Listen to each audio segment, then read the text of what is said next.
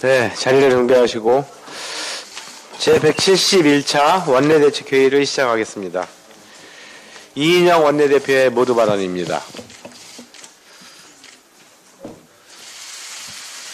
모든 야당에게 일주일간의 집중 협상을 제안합니다. 검찰개혁과 선거법 상정을 앞두고 우리 국회에 긴장이 높아지고 있습니다. 제1야당 대표가 일주일째 노상 단식을 하고 있고 많은 국민들께서 국회가 다시 극한의 대결로 빠져드는 것은 아닌지 걱정하고 계십니다. 손 놓고 극한 대결 속으로 빠져들 수는 없습니다. 싸울 땐 싸우더라도 마지막까지 최선을 다해 대화와 타협의 정치를 우리는 고민할 수 있어야 합니다. 오늘부터 일주일 동안 집중적인 대화와 협상의 시간을 가질 것을 제안합니다. 민주당은 작은 접점이라도 찾아내기 위해 모든 야당과 진심을 갖고 최선을 다해 대화에 나서겠습니다. 오늘부터 여야 원내대표가 매일 만나기로 또 만나서 협상하기로 합의했습니다. 엉킨 실타래를 모두 풀어낸다는 특단의 각오로 협상에 임하겠습니다. 우리 국회의 모든 지도자들에게도 호소합니다. 앞으로 일주일이 국회의 모든 지도자들이 고도의 정치력을 발휘해야 하는 결정적인 순간입니다. 대화와 타협이라는 정치 본연의 위력을 보여주십시오. 당대표를 포함한 모든 대화 채널을 총동원해서 대화와 협상에 나설 수 있기를 기대합니다. 특별히 황교안 대표에게 요청합니다. 우리 국민은 여론을 통해서 황교안 대표의 단식에 공감하지 않는다 67.3% 그리고 공감한다 28.1%의 여론을 보여주고 있습니다. 국민의 뜻대로 지금은 단식할 때가 아니라 협상에 나설 시간이라는 점을 말씀드립니다. 불가능을 가능으로 바꿔내야 하는 절체절명의 시간에 우리 모두 섰습니다. 국민은 제1야당 대표의 정치력을 기대하고 있습니다. 속히 단식을 멈추고 국회의사당으로 돌아와 대화와 타협을 지휘해 주실 것을 요청합니다. 마지막 순간까지 우리는 합의를 위한 노력을 포기해서는 안 됩니다. 선거법, 검찰개혁 법안을 포함해서 모든 쟁점을 테이블 위에 올려놓고 토론하고 협상에 임할 수 있어야 합니다. 29일 열리는 본회의에는 민생경제 법안을 최대한 처리합시다. 서민에게는 법이 곧 하늘입니다. 국민의 삶을 바꾸는 민생경제 법안이 산더미처럼 쌓여 있습니다. 빅데이터법과 소재부품 장비산업법을 비롯해 국민이 손꼽아 기다리는 법안을 하나라도 더 처리할 수 있어야 합니다. 본격적으로 논의에 착수하기로 한 국회 개혁 법안도 그 처리에 속도를 낼 수 있어야 합니다. 대결의 국회를 일하는 국회로 바꿔내는 전환점을 29일 우리는 만들어낼 수 있기를 희망합니다.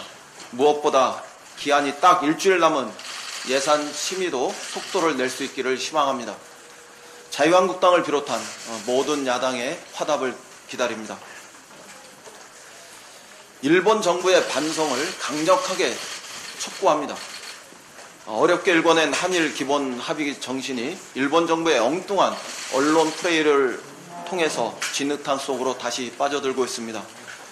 여러 정황을 살펴볼 때 일본 정부가 이번 사안을 국내 정치용으로 악용하고 있다는 것이 분명한 사실로 드러나고 있습니다.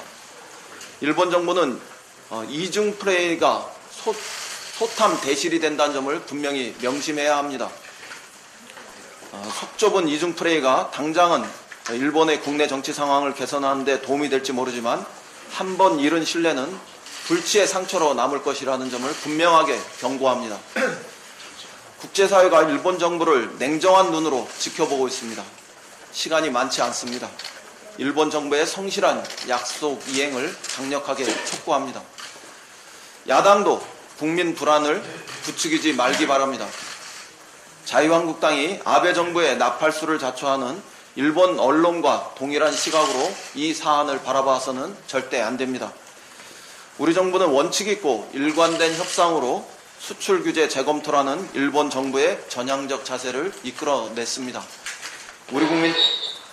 우리 국민 70.7%도 조건부 유예 결정을 긍정적으로 평가하며 우리 정부의 외교적 성과를 지지하고 뒷받침합니다.